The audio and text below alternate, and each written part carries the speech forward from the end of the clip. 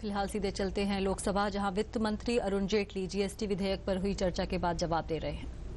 This bill, once it becomes an act and is implemented, has a significant impact on the taxation methodology of India. The system that we initially adopted is a system which we are now trying to restructure. In our system that exists as of today, there are multiple indirect taxes. We can keep the direct tax, income tax, and a custom duty which deals with flow of goods into the country come out of this. But other than these two taxes, there are several multiple taxes. So anybody who's engaged in an economic activity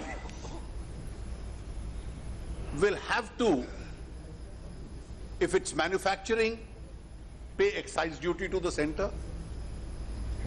If it is services, he'll have to pay service tax to the center. For sales, he'll have to pay VAT to the state. Then there'll be entertainment tax, there'll be luxury tax, there'll be entry tax, there'll be octroi in some cases, and these are several multiple taxes. The interface of each person doing economic activity is with multiple assessing officers. तो एक व्यक्ति जो व्यवसाय करता है उसको multiple assessing officers के पास जाना पड़ता है. And the nature of economic activity today is changing because a number of these taxes by their nature are converging. Let us take an example. Somebody wants to buy a flat.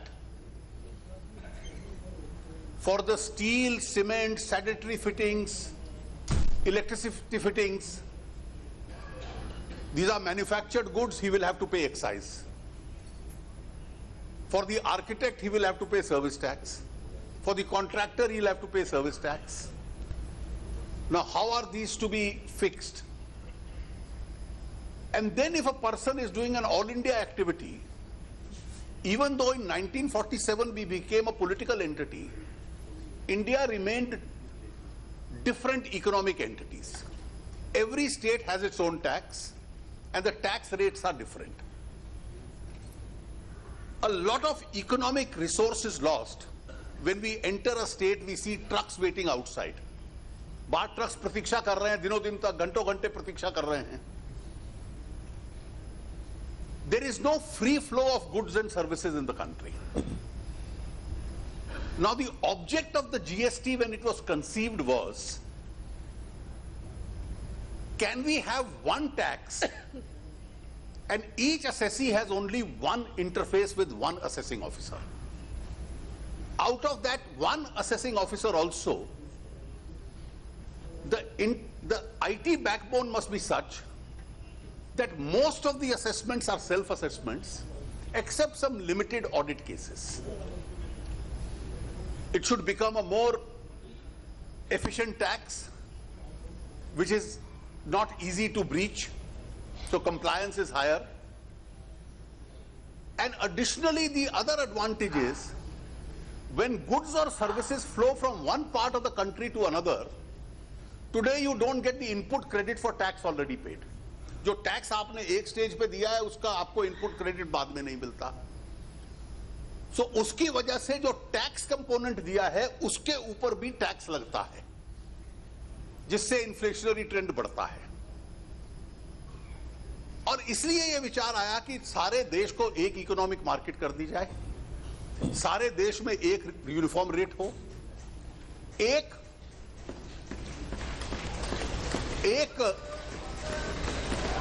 Assessee का एक अधिकारी के साथ केवल interface हो, उसमें भी अधिकतर केसेस सेल्फ असेसमेंट के हो जाए, जो केवल कंप्यूटर सिलेक्ट करेगा उनका ऊपर आप स्क्रूटनी या ऑडिट के लिए जाएं, और एक सरल व्यवस्था देश के अंदर लाई जाए. अब इस सरल व्यवस्था लाने में जो संवैधानिक ढांचा था उसमें एक बदलाव की आवश्यकता थी। और जैसा मैंने आरंभ में टिप्पणी में कहा, and mister Moily, this is the basic answer to a doubt which you raised, and Mr. Salim also raised that doubt. Because the Constitution of India clearly divided the power between the center and the states. You have the central jurisdiction, which is the central list. You have a state jurisdiction, which is the state list. And you have a concurrent list where both don't exercise power simultaneously. If the center exercises it, that power prevails. If the center doesn't exercise it, it allows the state, then the state can do it. So in the original constitution, it's divided between white and black. That either the center exercises the power or the state exercises the power. In division of power, there was no gray area. The GST idea actually created the gray area. And the gray area is that you will have a tax which will be jointly imposed by the center and the states. It will be one tax. The center and the states will all merge their taxes into that one tax. So when Mr. Moily raises the question, what happens to entry tax, what happens to purchase tax, have no illusions, they will all go. They will all go. In fact, an expert committee has been appointed how those bottlenecks are to be removed so that there is free flow of goods and services. So all these smaller taxes and harassment day to day before every authority has to go. So the center and the state have both pooled their power into one tax and said, let us jointly administer this tax in the larger interest of the country.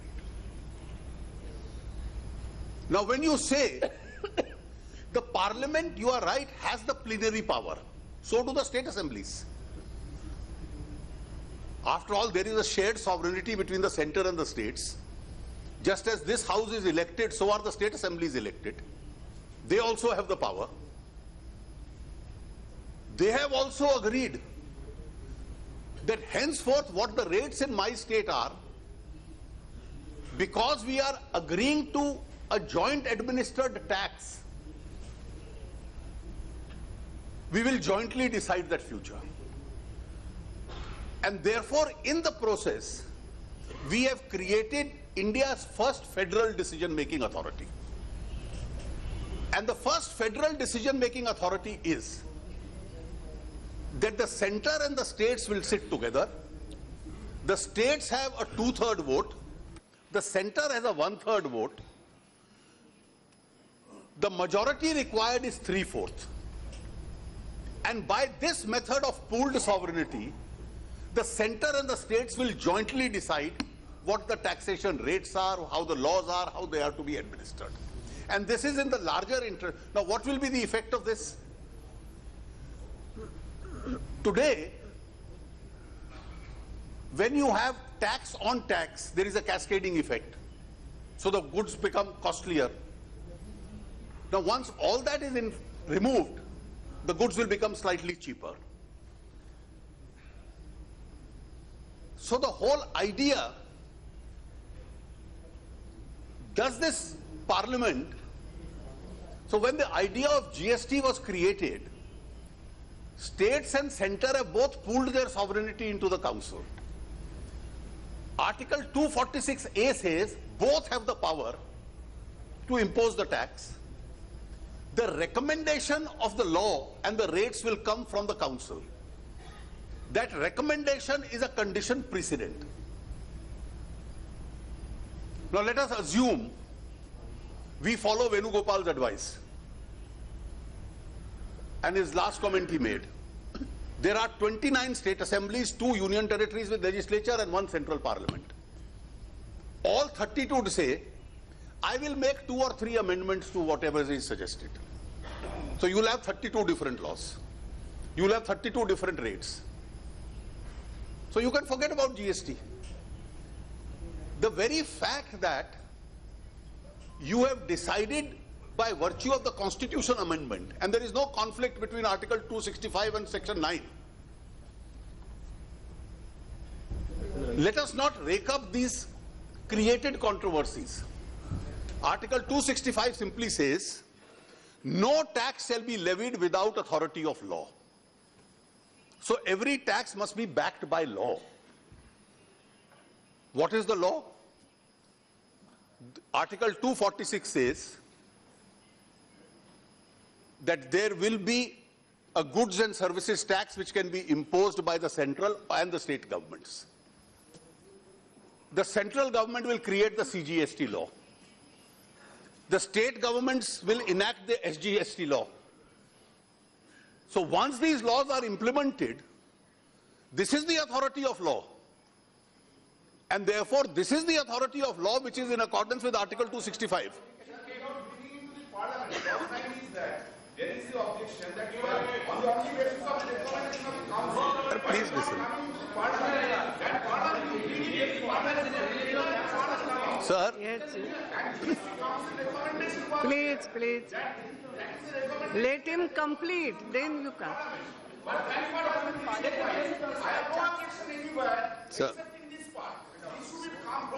Yes, please, Sir? please, please. Please, please. Sir, let us have a clear understanding of this, Mr. Banerjee.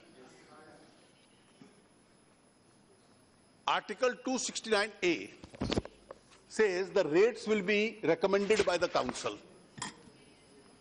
It's very clear in the constitution that we have amended.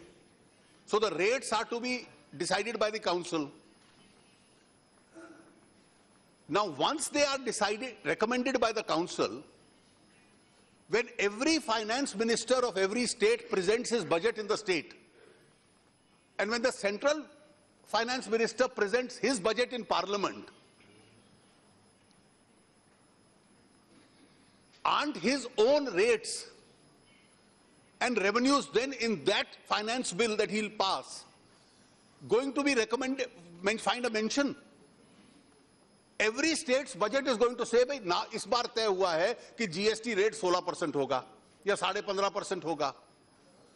तो parliamentary control तो उसका रहेगा, legislative control उसका रहेगा, लेकिन anarchy खड़ी करने का बेस्ट सबसे सरल तरीका यह है कि जो जीएसटी काउंसिल में तय हो 32 के 32 लेजिस्लेटिव बॉडीज कह दे अब हम अपना अपना रेट तय करेंगे, तो फिर भूल जाएं जीएसटी क्यों आएगा. इसलिए जब आपने एक नई व्यवस्था, आप एक बार मोइली साहब इसमें कंफ्यूजन में मत रहिए. यह कानून मैंने नहीं बनाया, केंद्र ने नहीं बनाया, मेरा तो 1/3 वोट था. 7 कांग्रेस पार्टी के फाइनेंस मिनिस्टर्स हैं जिन्होंने सर्वसम्मति से अपनी सहमति दी है. इसलिए उसके लिए आपको शर्मिंदा होने की आवश्यकता नहीं है. That is the question. Every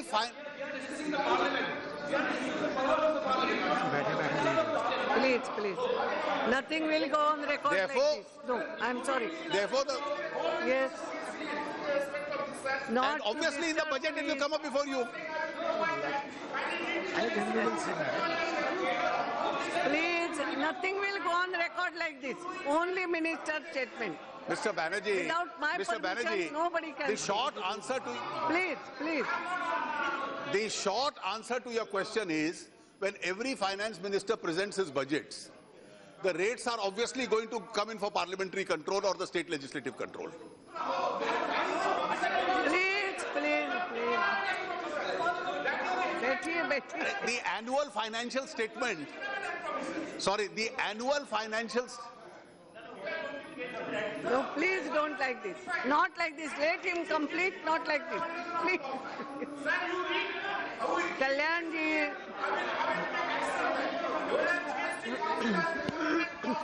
Kalyan Banerjee. No, without my permission you should know. I know. Let him Now, complete. Madam. This is not like this debate. You have already spoken. Let him in. Madam. I know. The entire bill we have supported. You are not there in my entire speech. I am extremely grateful. Sir, not only you, Mr. Banerjee, not only you, every political party here, every political party has not only supported it, they are privy to its draft also. Let's be clear about this. Yes. For a while. Only simple question is, who gave the power or who empowered the GST Council to make law under Article 265 of the Constitution of India? Would like to know about it. Whether the GST is the authority to make law under Article 265? If the Article 265 you want to amend and empower the GST Council, we don't mind. That kind of a power has not been given to the GST Council. Yes. And how can you say that it is a law? Because article, ultimately it will have a lot of other repercussions. Then you make GST Council or the central government tomorrow, you say that all this money will be kept in a separate fund, not in a consolidated fund. Yes. A lot of popular rules will arise. Who will protect the fund? Let us. Who will protect the taxes? Because consolidated fund is not out of air, it is out of the taxes collected.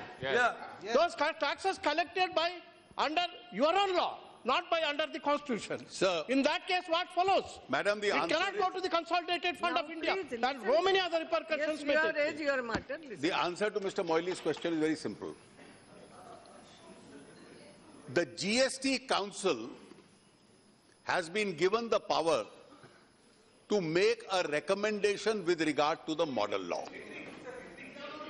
Who gave that power? The Constitution Amendment gave that power. Please. Yes, answer. recommendation. The GST Council got the power under Article 279 capital A to make a recommendation with regard to the model law. Please. Please. On basis of that recommendation, this Parliament, under Article 246A, with regard to the laws within the central Parliament's jurisdiction and the state legislatures within Article 246A, with regard to laws within their jurisdiction, get the power to frame those laws. The plenary power to frame a legislation can only be with Parliament or a state legislature, as the case may be. Let's not there be any confusion. But all that I said in the beginning, and I'm repeating it, while framing that law, we will have to be guided by those federal considerations which have prompted us all to unanimously accept the idea of the GST. There will be parliamentary control, there will be control of state legislatures on annual financial statements, on the rates which are included in the finance bill. Those will again be the recommendations of the Council. Ordinarily, those recommendations are to be acted upon. And the consequences of not acting on those recommendations is, we can refer it back for reconsideration.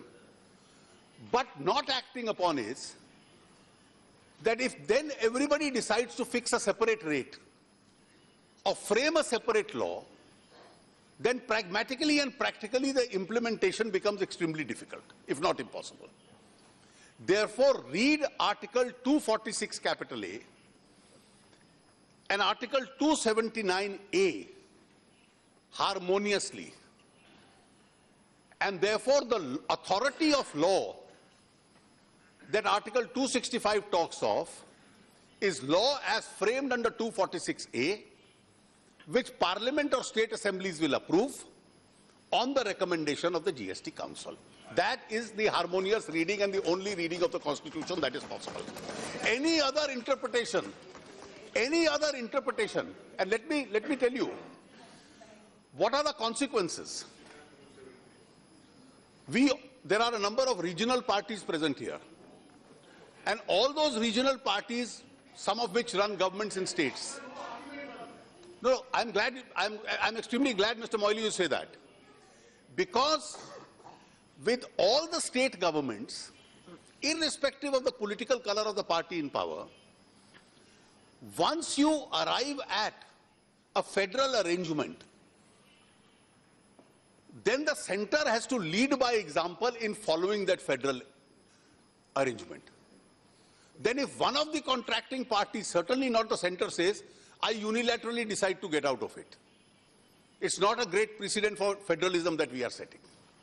And in these initial stages, the idea that we can deviate, or we should deviate, we can ask for a reconsideration if we have a separate view, but deviation would be highly inappropriate and ill-advised. That's all that I have to say. Now, you have raised several issues, Mr. Moily, and said, why must we have multiple rates? We've gone through this issue in the past. अब multiple rates की क्या आवश्यकता है? और इस देश में अगर मल्टीपल रेट्स नहीं होंगे, if there were no multiple rates, it would become a highly regressive tax, and I'll give you the reason for that. इस देश में बहुत सारी कमोडिटीज हैं, विशेष रूप से खाद्यान्न की, जो जीरो रेटेड होंगी, जिनके ऊपर टैक्स न लगना चाहिए न लगेगा, और इसलिए हम तय कर दें कि एक रेट होगा 15% का, और आपके 50% आइटम्स ऐसे होंगे, मैं उदाहरण के तौर पे 50% कह रहा हूं, जो फूड आइटम्स हैं, हम उसके ऊपर 15% लगाने लग पड़े, संभव नहीं है. तो you have to have a zero rate. उसके बाद कई कमोडिटीज ऐसी हैं जिसको आम आदमी या गरीब आदमी जिसका प्रयोग करता है, उसके ऊपर राज्य या केंद्र बहुत मार्जिनल टैक्स लगाता है. कुछ कमोडिटीज ऐसी हैं जो बहुत महंगी हैं. अब मान लीजिए कोई राज्य बेबी फूड के ऊपर वैट लगाता है, तो उसको क्या 18%, 28% में डालें? आप यहां 0 में डालेंगे या 5 में डालेंगे?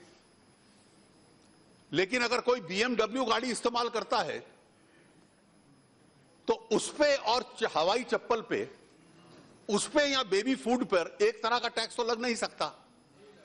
कौन सी वस्तु ऐसी है, कौन सा वर्ग उसको प्रयोग करता है, उसके टैक्स का रेट उसके साथ होना चाहिए. और इसलिए इस देश में जो पहले आपकी पार्टी ने एक बार कहा था संविधान संशोधन से पहले कि एक स्टैंडर्ड रेट हो, वो 18% से कम हो, तो यह तर्क हमने तब भी दिया था कि एक रेट होना संभव नहीं है. और इसलिए सर्वसम्मति में, जिसमें हर राज्य का फाइनेंस मिनिस्टर था, उन्होंने कहा इसका सरल फॉर्मूला यह है कि आज जो गुड्स और सर्विसेज के ऊपर टैक्स लगता है, राज्य कितना लगाता है, केंद्र कितना लगाता है, उसके नजदीक कौन सा ब्रैकेट है, जो उसके नजदीक का ब्रैकेट है, उसके अंदर फिट कर दिया जाए. मान लीजिए हमने 2 स्टैंडर्ड रेट रखे, 12% और 18%. आप राज्य और केंद्र का टैक्स कुल योग करके 10% या 12% या 14% बनता है, तो उसको एकाएक 18% कर दें. उससे तो इन्फ्लेशन, मुद्रास्फीति बढ़ेगी. That will be highly regressive because it will be inflationary. तो इसलिए उसको 12 में डालो. लेकिन किसी चीज पर अगर 16 या 17 या 19 या 20 बनता है, तो आप उसको 18 में डाल सकते हो. इसलिए आरंभ में इसमें मल्टीपल रेट्स होना यह अपने आप में ज्यादा सरल होगा. यह सब लोगों की आम राय थी और इसकी सर्वसम्मति की राय थी. एक रेट कर दो या कम रेट कर दो, मतलब किसी कॉलम लिखने के लिए तो अ सिंगल रेटेड जीएसटी, और आप तो व्यंग कर रहे थे there are multiple rates. For one commodity there will be only one rate in the country. But then if you said that for a Hawaii chappal and a BMW car have one rate, then it will be a regressive tax. That is not possible. You will have to have separate rates for them.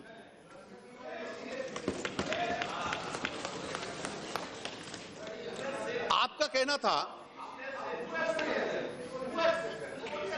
no, a lot of comment has been made on one country, multiple rates. मैं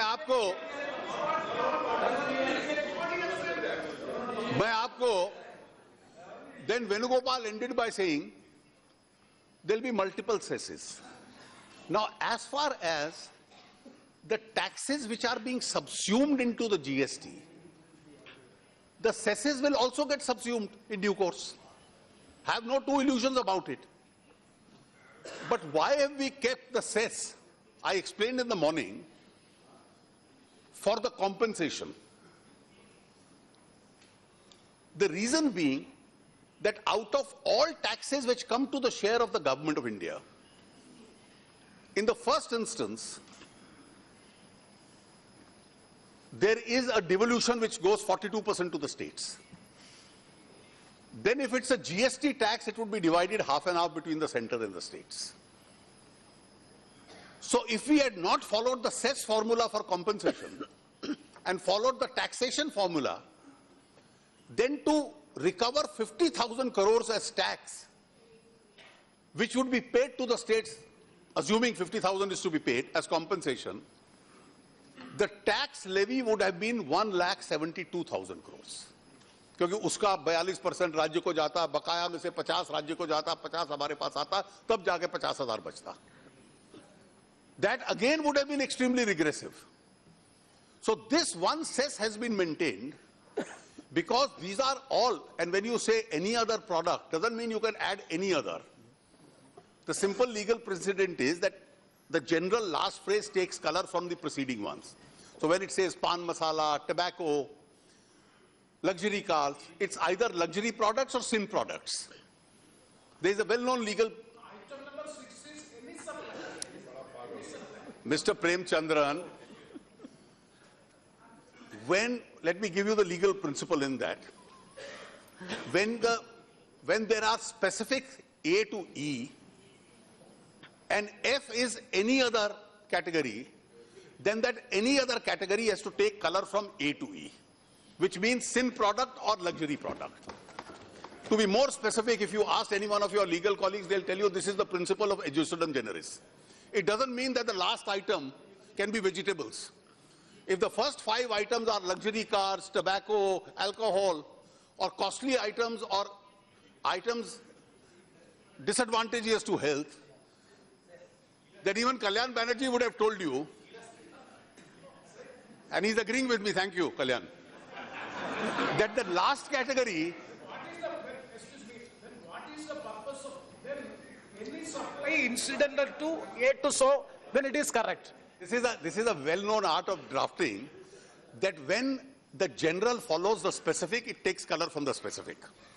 And therefore, if any other category will have to be in the category of luxury items or sin products, or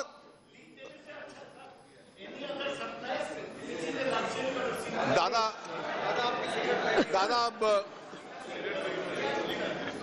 अब आपको खुश करने के लिए पूरी jurisprudence rewrite कर दे, ये आवश्यक नहीं है.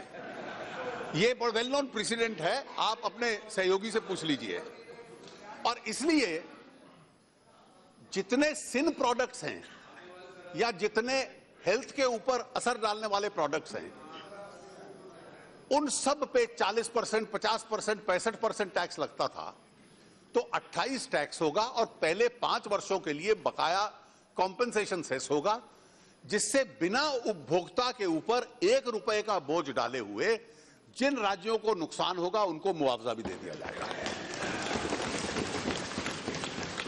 जब यह प्रस्तावना आई थी तो 2 मत थे, काउंसिल में भी 2 मत थे, लेकिन अंत में जब उनको समझाया कि टैक्स के माध्यम से इकट्ठा करेंगे तो there will be a burden on the tax payer. Let us not put that additional burden and do it by a cess. And therefore, this is one of the few indirect taxes cesses which will remain transient for a period of 5 years, so that this can be used as far as the compensation is concerned. Mr. Moily raised a question, 2 important questions. During the UPA, there was no consensus. And you felt it was only on political grounds. Sir, I have said this in the past, that manufacturing and producing states were dissenting. And that was not only BJP. Within the BJP also there were states which were consuming states which were supporting you at that time. But then you had states like Tamil Nadu, Karnataka, Maharashtra, Gujarat, which are manufacturing states, which said we as manufacturing states are going to lose tax. Because it's a destination tax, the consumption states are going to gain tax. How are you compensating us? You did not provide in your law for a compensation package. The compensation package being absent was a deal breaker. And finally, when we made an effort and we brought in the compensation package, states started coming around. And that's how it made a difference. Again, you have raised this whole issue that why is this a money bill? This bill seeks to replace the central excise law, the service tax law, the VAT law, and the various taxation laws. It consolidates them into one. I dare anyone, and I'm willing to sit down and give you an opportunity, from 1950 when the Constitution came into force, please give me a single example where a law imposing a tax and providing for a machinery of collecting that tax has been anything except a money bill. एक अपवाद बता दीजिए कि taxation law कभी money bill ना रहा हो. अगर आप संविधान की भाषा देखेंगे आर्टिकल 110 की, तो 110 says, for the purpose of this chapter, a bill shall be deemed to be a money bill if it contains the following. So the language of Article 110 is so wide that it creates a legal fiction and says that if a bill seeks to impose a tax, it shall always be deemed to be a money bill. Now here is a bill which is squarely a taxation law, which replaces existing taxation laws, and now it has become a customary to say, well, what is a taxation law? And the rationale is that the framers of the Constitution thought that when you have taxation or expenditure laws, then they have to be accountable to the House of the people. And therefore it's a money bill in which the House of People has a special place. And therefore there is not a single illustration where any bill itself has not been a money bill. आपने कहा कि banks को कठिनाई आएगी. Banks की registration अगर होती है सर्विस सेक्टर कंपनीज की अलग अलग राज्यों में, बैंक्स ने और आईटी कंपनीज ने कहा कि हमारी सेंट्रलाइज कर लीजिए. राज्यों का मत यह था कि डिसेंट्रलाइज होनी चाहिए. उसको एक्सेप्शन का एक प्रावधान है. अब काउंसिल उस पर तय करेगी कि उसका प्रोसीजर किस तरीके से अंत में जाके चलता है. Some members were uncomfortable about the idea of an anti-profiteering clause. What is an anti-profiteering clause? An anti-profiteering clause is that nobody must have an unjust enrichment because of a taxation. अगर taxation में आपको 4% या 5% की छूट मिलती है, तो उस 5% को अपना निजी मुनाफा डाल के अपनी जेब में मत डालिए, उसको उपभोक्ता के साथ पास ऑन कीजिए. So if there is a tax rebate, then it must be passed on to the consumer. That is the anti-profiteering clause which has been there in this law and which is... Provision is there. Why you have to include it here in GST? No, in the competition law, competition law deals with an entirely different sphere, Mr. Mehta. Competition law will come in only if there is cartelization, if there is abuse of dominance, or if there is a monopoly or elimination of market competition created. These are the conditions precedent for the competition authority to invoke jurisdiction. Now, assuming, let me just complete. assuming none of those circumstances of the competition law exist, but because of interpretation of law or what the council fixes as a tax rate, there is some amount of rebate that comes to a particular industry. Now, must that industry pocket that and indulge in unfair enrichment, or must it pass it on to the consumer? The council has thought it wise enough that it should be passed on to the consumer. And therefore, this should have been a provision which should have been uniformly welcome rather than being complained upon by any member. The complaint is about the authority that you are setting up. What is the need of an authority? You have got the Central Board of Excise Please. on your officers, why do you need a separate authority for anti-profiteering? Well, anti-profiteering को कोई तो monitor करेगा ना? मुझे लगता है कि अगर एक्सेसिव प्रॉफिटियरिंग और अनजस्ट एनरिचमेंट रोकने के लिए कोई संस्था बनती है तो हम में से किसी को उससे परेशान होने की आवश्यकता नहीं है. Sorry Madam, I had mentioned specifically about this clause 1671, subsection 2, where it is it mentioned central government may constitute an authority or empower an existing authority. तो existing authority है, आपने ये provision रखा है, और existing authority is the competition. So there is no necessity of having this provision in this GST bill. That was my point. Mehtab जी, वो केवल प्रशासनिक दृष्टि से है कि नई अथॉरिटी बनाए या किसी मौजूदा को इसका काम दे दें, लेकिन एंटी प्रॉफिटियरिंग को चेक करने की आवश्यकता है. 171 क्लॉज के पीछे उद्देश्य केवल इतना है. एक प्रश्न मौली साहब ने उठाया कि रियल एस्टेट को इसमें क्यों ना ऐड किया जाए. मैं आपके साथ मौली साहब पूर्ण रूप से सहमत हूं, कोई इसमें आपका मेरा मतभेद नहीं है. और जो आपने तर्क दिया बिल्कुल सही तर्क था कि रियल एस्टेट ट्रांजैक्शंस में भी टैक्स इवेजन होता है, इसलिए रियल एस्टेट को भी जीएसटी में लाने का प्रयास करना चाहिए. जब आरंभ में, जैसा मैंने कहा कि ये एक फेडरल बॉडी है और राज्यों को साथ लेकर चलना है, तो राज्यों को इस बात की शंका थी कि शायद रियल एस्टेट इसमें आ गई तो राज्यों के स्टैंप ड्यूटी कलेक्शन वगैरह के ऊपर इसका असर पड़ेगा. तो states had a concern as far as their revenue is concern. Thereafter, the chief economic advisor prepared a paper in which he said the states can keep their stamp duty and other revenues that they get out of it. These are the advantages the states will get. He also made a brief presentation to the council. On basis of his presentation, the government of the Union Territory of Delhi became the first amongst the state governments and accepted that proposal. And the finance minister of Delhi then made a detailed presentation to the council, making a strong case why real estate should be included. Speaking for myself, I supported him, because the nature of discussion in the council has been that the council has never been split on political lines. People, whatever they think the best, people take independent positions. After listening to him and these presentations, the council decided, let the GST be implemented. In the very first year, we will take up the issue of real estate, whether we have to bring it within the consideration itself or not.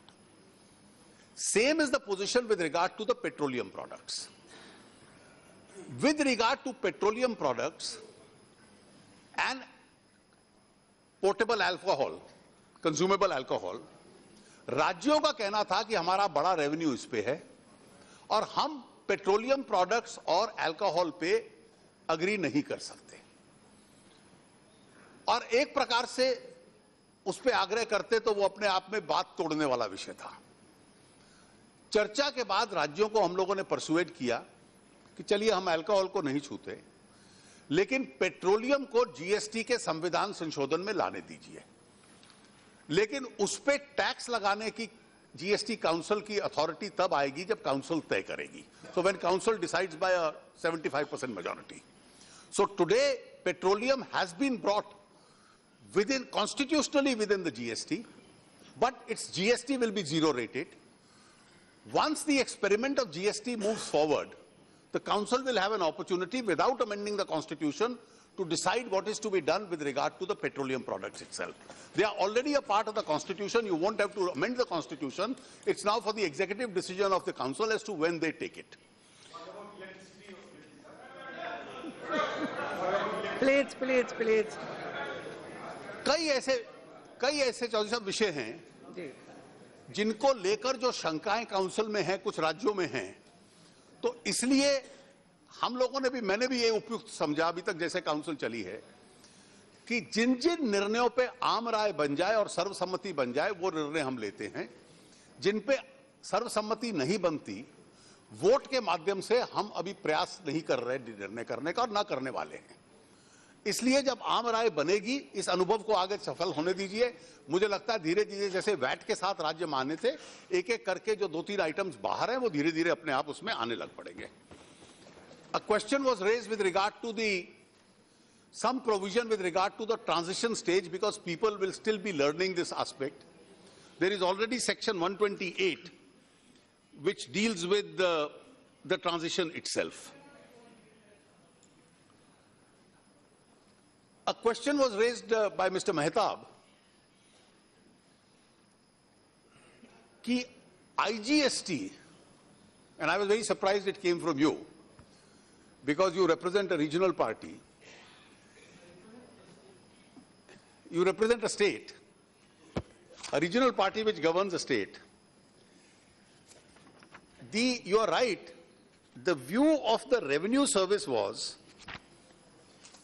that as far as the IGST law is concerned, it has to be entirely centrally administered.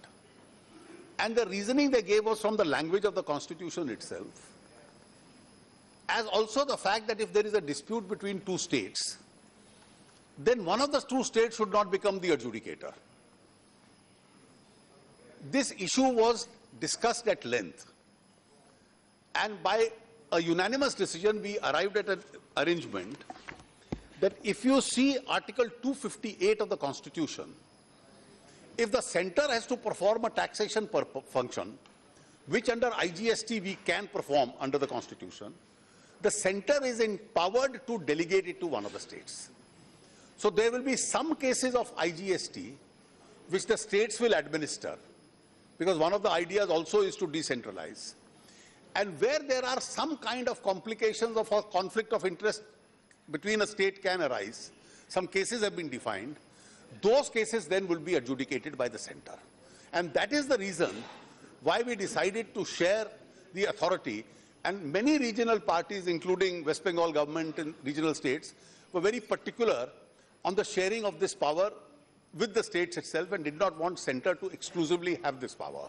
So notwithstanding a view which was taken by the IRS, we decided by a unanimous consensus to divide the sharing of that power itself. You've raised a question with regard to the authority of the CAG. This issue was discussed at length in the Council. No, it was there in the draft. In fact, the CAG at one stage was of the view that that power must be mentioned here. The Council took an alternative view. जो CAG की authority है वो संविधान में से आती है और CAG के एक्ट में से आती है, वो टैक्सेशन लॉ में से नहीं आती.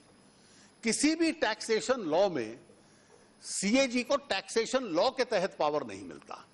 I then had a meeting with the current CAG and I conveyed to him the views that your authority remains unchallenged or unchanged, but your source of your authority is the Constitution, as also the provisions of the Act itself, of the CAG Act, and that jurisdiction remains, और therefore हर taxation law में CAG को separately empower करें इसकी आवश्यकता नहीं है.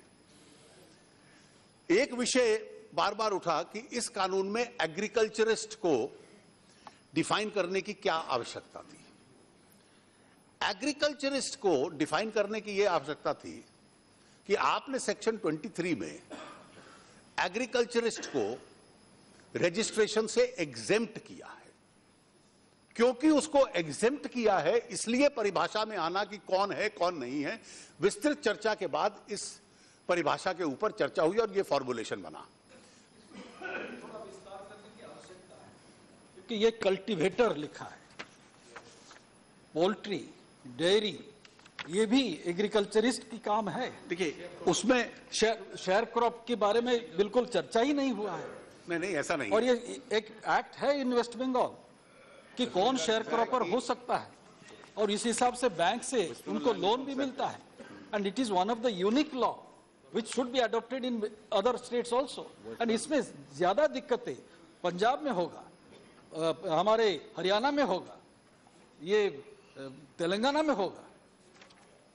मैं I am not mentioning about Bihar and UP, but this will be a greater cause of concern. That is a greater cause of concern.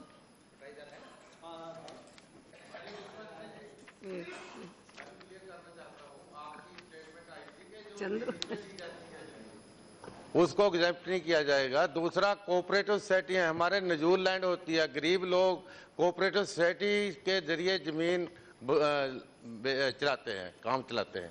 तो अगर कोऑपरेटिव सोसाइटी को एग्जेप्ट नहीं किया जाएगा तो फिर तो गरीब लोगों पे ये बोझ पड़ जाएगा। लीज वाले को भी क्लैरिफिकेशन चाहते हैं कि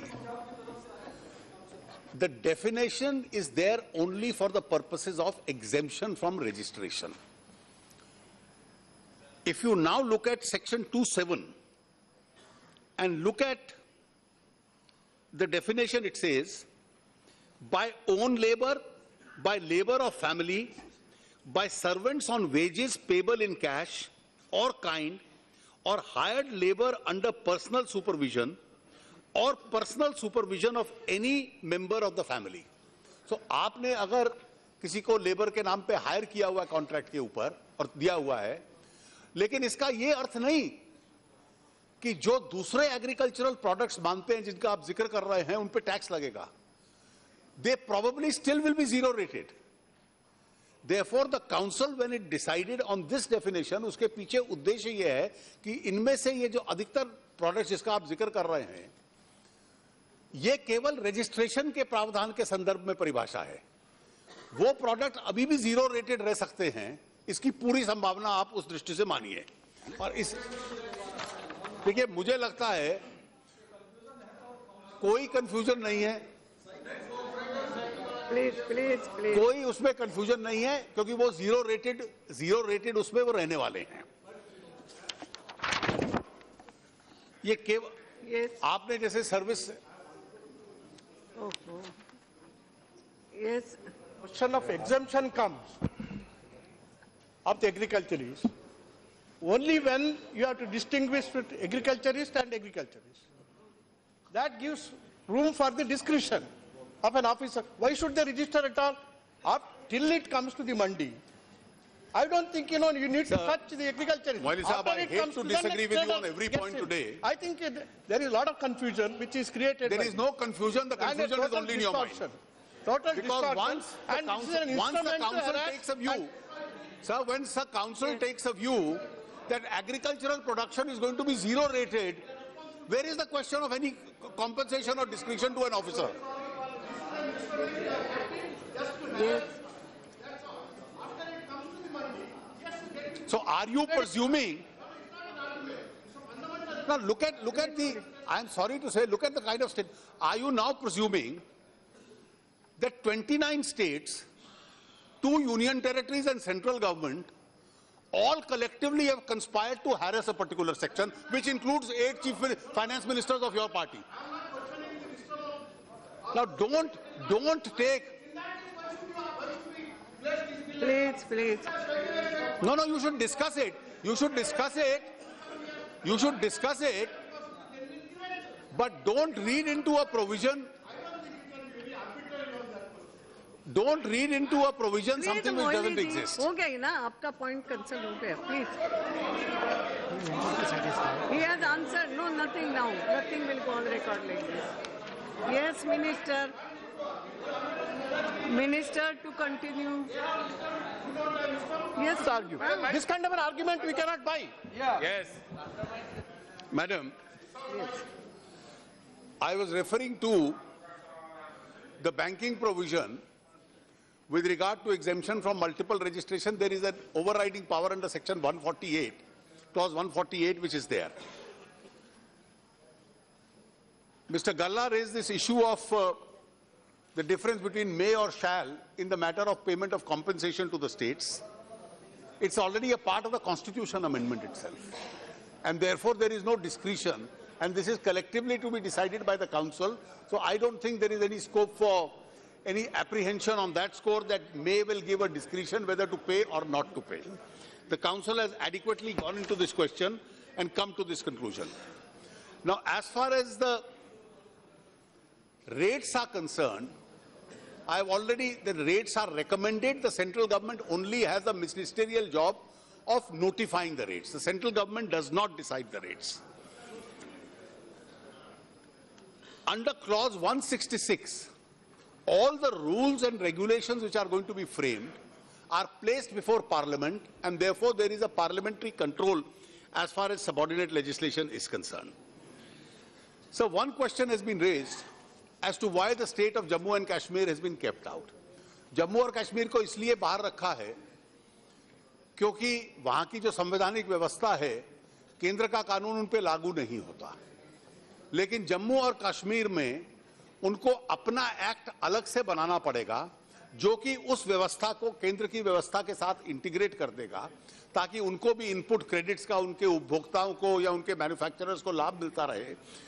और इसलिए जो power to issue direction and clarifications है, उसके तहत इस प्रावधान को हम तब करेक्ट कर देंगे जब कश्मीर की विधानसभा उसको बनाएगी कि ये जम्मू कश्मीर को भी लागू होगा। That then can be corrected under the power to make the clarification itself. I have explained with regard to the petroleum products also. Broadly, these are some of the important questions which have been raised. Sir, the Council is going to be, as I said, a permanent body. And that permanent body is represented by almost every state government, literally represented by every state government. It has a political complexion which accommodates everyone. And it has been our conscious effort to make sure that all decisions are taken by consensus, and that's a formula which we have followed so far, and that is why these drafts have been unanimously prepared by the Council. And I would therefore, Madam, through you, commend to this Honourable House that these unanimously prepared drafts should be taken into consideration and approved as they have been approved. Now, please. Now, item number 15. Please, बैठिए ना. Item number 15. The question is that the bill be taken into consideration. Those in favor may say aye. Those against may say no. I think the ayes have it. The ayes have it. The motion for consideration of the bill is adopted. The House will now take up clause by clause consideration of the bill. The question is that clauses 2 and 3 do stand part of the bill. Those in favor may say aye. Those against may say no. I think the ayes have it. The ayes have it. Clauses 2 and 3 stand part of the bill. N.K. Premchandran to move amendment number 13 and 14. Madam, I'm not moving amendment number 13 and 14. Thank you. The question is that clauses 4 to 6 do stand part of the bill. Those in favor may say aye. Those against may say no. I think the ayes have it. Ayes have it. Clauses 4 to 6 stands part of the bill. Veerappa Moily to move amendment number 4. No? Yes. Madam Speaker, yes, I am moving the amendment proposed by me, and also Sri K.C. Venugopal and Raju. Read the amendment. Yeah. No. The page 5, line 1, government may, okay, on the recommendation of the Council by notification. The question is, no, you need not read it out. It is circulated. All right. And substitute, government may, on the recommendation of the Council and as passed by the Parliament. The question, As passed by the Parliament. You are taking it. Question is that amendment number 4 moved by Sri. Ultimately, the members will be, suppose you vote for it, I think this will be the last. 4 moved by Sri M. Veerappa Moily be adopted. Those in favor may say aye. Those against may say no. I think the noes have it. The noes. For division. Asking for division. Yes, let the lobbies be clear.